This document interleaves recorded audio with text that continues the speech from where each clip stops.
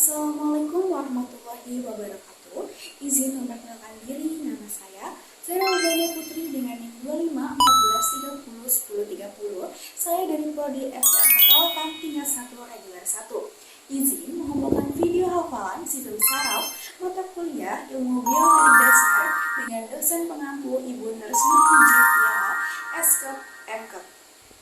Yang pertama di sini pada gambar pertama ini ada bagian sel. Yang pertama itu dendrit, berfungsi untuk menerima, memproses, dan menghantarkan sinyal dari neuron lain ke badan sel saraf.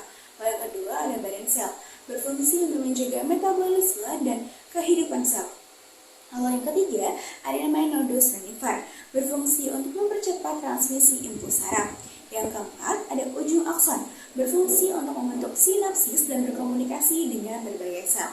Lalu yang kelima ada yang namanya nukleus, berfungsi sebagai pusat kendali dan penyimpanan informasi genetik atau DNA. Yang keenam ada yang namanya akson, berfungsi untuk mengirimkan impuls saraf atau sinyal listrik dari badan sel ke neuron lain. Lalu yang ketujuh ada yang namanya selubung mielin, berfungsi sebagai isolator, pelindung, dan juga mempercepat transmisi impuls saraf. Yang kedelapan ada yang namanya sel spons, berfungsi untuk membentuk selubung mielin. Lalu yang gambar kedua ini ada bagian otak. Yang pertama itu lobus frontal. Lobus ini juga berperan dalam pemikiran, perencanaan, pemecahan masalah, dan juga ingatan jangka pendek. Lalu yang kedua, di gambar kedua ini ada namanya lobus parietal. Lobus ini berfungsi untuk menafsirkan informasi sensorik seperti suhu, cita rasa, dan juga sentuhan. Lalu yang ketiga ada namanya lobus temporal. Lobus temporal ini berfungsi untuk mengendalikan indera pendengaran, ingatan, dan juga emosi. Yang keempat ada lobus occipital, berfungsi mengatur penglihatan. Lalu yang kelima ada cerebellum atau otak kecil. Cerebellum ini berfungsi untuk mengkoordinasikan dan mengatur berbagai fungsi dan proses di otak dan juga di tubuh. Lalu selanjutnya ada batang otak atau medula. Ini berfungsi untuk mengatur fungsi-fungsi vital seperti detak jantung, tekanan darah, dan juga pernafasan. Lalu gambar ketiga ini ada 12 saraf kranial. Yang pertama ada olfactory nerve. Ini berfungsi sebagai saraf penciuman. Yang kedua ini ada juga yang namanya optic nerve.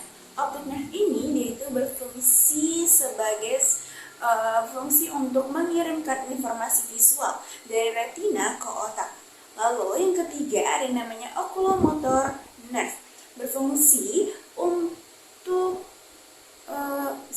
sebagai saraf motorik untuk menggerakkan otot mata dan juga mengatur respon pupil.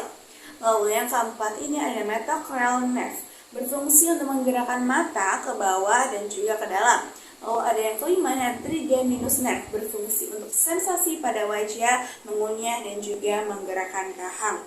Lalu yang keenam, ada yang namanya abducens nerve, berfungsi untuk menggerakkan mata ke samping. Lalu yang ketujuh, ada yang facial nerve, berfungsi untuk mengontrol otot wajah untuk ekspresi, pengacauan pada lidah, serta produksi air mata dan air liur. Lalu yang kedelapan ada namanya vestibul cochlear, berfungsi untuk pendengaran dan juga keseimbangan. Lalu ada juga yang kesembilan ada namanya glossopharyngeal, berfungsi untuk sensasi rasa dan juga mendengar. Lalu ada yang kesepuluh namanya vagus nerve, berfungsi untuk mengatur beberapa proses otomatis tubuh seperti pencernaan, detak jantung, dan juga pernafasan. Lalu yang ke-11 ada namanya accessorius nerve, berfungsi untuk mengontrol gerakan leher dan juga bahu. Ke-12 ada namanya hypoglossal nerve, berfungsi untuk mengontrol gerakan lidah dan juga berperan dalam berbicara dan juga menelan. Lalu gambar selanjutnya ini ada saraf spinal. Yang pertama ada cervical plexus, ada brachial plexus, cervical enlargement, intercostal nerve, lumbar enlargement, lumbar plexus, sacral plexus, dan juga ada cauda equina.